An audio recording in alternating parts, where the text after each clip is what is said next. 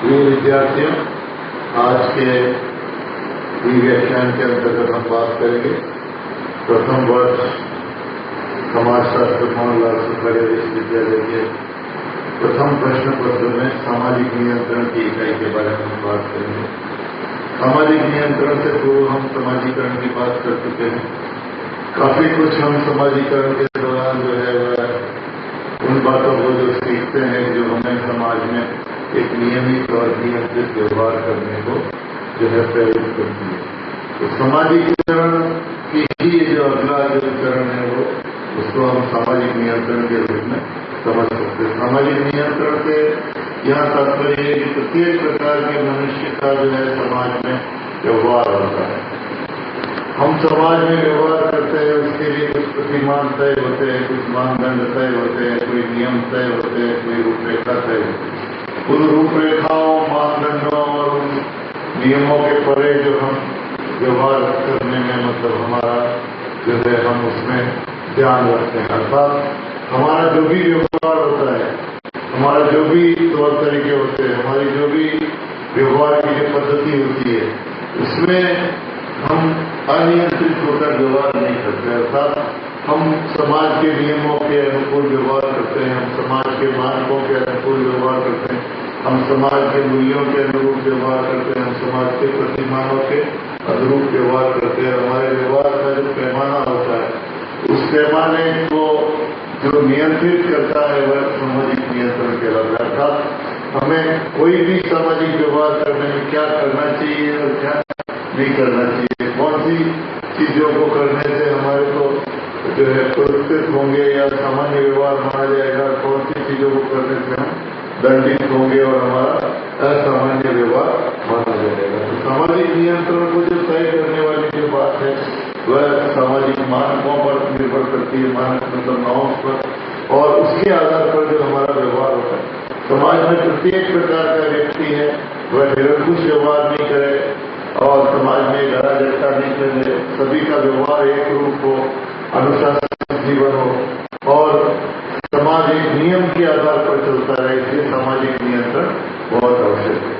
सामाजिक नियंत्रण को परिभाषित करने में हम ये कह सकते हैं कि सामाजिक नियंत्रण वह प्रक्रिया है जिसके तहत समाज के सभी सदस्यों को समाज द्वारा स्वीकृत मानदंडों, मूल्यों और निर्धारित आचरणों के आधार पर व्यवहार करना होता है। उसी व्यवहार के आधार पर जो है समाज में एक नियमितता चलती है। जब हम समाज की बात करते हैं तो समाज में अगर सभी लोगों का अलग अलग व्यवहार होगा या सभी लोग अपने अपने तरीके से व्यवहार करेंगे या एक दूसरे के प्रति अगर नियंत्रणात्मक व्यवस्था नहीं रहेगी तो समाज असंतुलित हो जाएगा और असंतुलित होने के साथ साथ उस समाज के अंतर्गत एक ऐसी चीज आ जाएगी जिससे व्यवहार नियंत्रित नहीं रहेगा। इस नियंत्रित व्यवहार को करने के लिए जो है समाज में हमें सामाजिक नियंत्रण का प्रयोग करना पड़ता है। सामाजिक नियंत्रण जो है कई प्रकार की जो हमारी सामाजिक एकरूपता को निर्धारित करता है, सामाजिक मानदंडों को, समाज में संगठनात्मक एकता लाता है,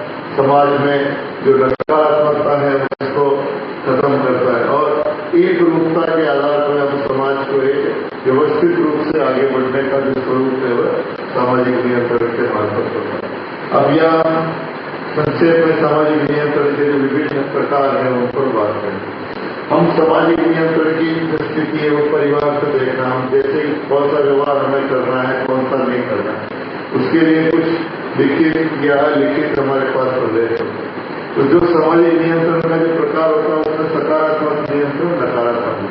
सकारात्मक नियंत्रण ये होता है कि जिसके अंतर्गत हमको व्यवहार करने के लिए विभिन्न मूल्य, मानदंड वगैरह जो निर्धारित होते हैं उनका हमको पालन करना होता है और हम अगर पालन करेंगे तो हमें उसके बदले में प्रशंसा, पुरस्कार, तारीफ या हमें एक सामाजिक जो है उसके साथ एक जो एप्रिसिएशन मिलता है। नकारात्मक नियंत्रण वह है जिसके अंतर्गत समाज में कुछ ऐसी व्यवस्था है कि जिन पर्टिकुलर व्यवहारों को नहीं करने पर व्यक्ति को जो है दंडात्मक शास्तियां उसको दी जाती है। अर्थात उस पर नियंत्रण करने के लिए जो है दंडात्मक प्रावधान होते हैं, उसको नकारात्मक नियंत्रण। इसी प्रकार प्रत्यक्ष नियंत्रण, अप्रत्यक्ष नियंत्रण। प्रत्यक्ष नियंत्रण का मतलब इस नियंत्रण को करने के लिए सीधे तौर पर हमें चीजें दिखाई देती हैं। इसमें है घर परिवार है, व्यवस्थाएं हैं, शिक्षण संस्थाएं हैं, समाज के विभिन्न अभिकरण। अप्रत्यक्ष नियंत्रण का मतलब हम सीधे तौर पर हमको जैसे कानून है तो कानून के माध्यम से हमारा नियंत्रण होता है। इसी प्रकार अनौपचारिक नियंत्रण और औपचारिक नियंत्रण। अनौपचारिक नियंत्रण का अंतर्गत जहाँ कोई लिखित या औपचारिक व्यवस्था नहीं होती, व्यक्ति अपने आचरण का जो है वो सामाजिक मूल्यों के आधार पर अनौपचारिक रूप से, जैसे परिवार में जो नियंत्रण होता है वहाँ कोई कानून नहीं है, वहाँ व्यक्ति अपने आप जो है उस पारिवारिक मर्यादाओं का पालन करता है। इसी प्रकार मित्र समूह है, क्रीड़ा समूह है, विभिन्न प्रकार के जो हमारे सामाजिक समूह है, जो अनौपचारिक समूह है, धार्मिक समूह है, उनमें जो प्रत्येक प्रकार का व्यवहार होता है वो अनौपचारिक नियंत्रण। औपचारिक नियंत्रण के अंतर्गत जहाँ नियमावली होती है, जहाँ कानून होता है, पुलिस होता है, आचार संहिता होती है, दंड संहिता होती है, तो उनके आधार पर हमको नियंत्रण करना पड़ता है। इसी प्रकार व्यक्तिगत नियंत्रण, सामूहिक नियंत्रण। कई स्थान पर अपने को व्यक्तिगत जो व्यवस्था होती है उसमें व्यक्ति अपने आप को जो किस प्रकार का आचरण करना है उसका नियंत्रण। सामूहिक नियंत्रण का अर्थ क्या होता है, एक समूह होता है, वह समूह निर्धारित करता है कि हमें किस प्रकार से नियंत्रण करना है। प्रत्येक प्रकार की जो व्यवस्था है उसके अंतर्गत जो नियंत्रित व्यवहार है वह सामाजिक नियंत्रण। और सामाजिक नियंत्रण समाज के नियमन के लिए बहुत आवश्यक है। अगर हम समाज में एक रूपता चाहते हैं, समाज में हम अगर जो है बिल्कुल एक सकारात्मकता चाहते हैं, विघटन नहीं चाहते हैं, तो सामाजिक नियंत्रण हमारे लिए बहुत आवश्यक है।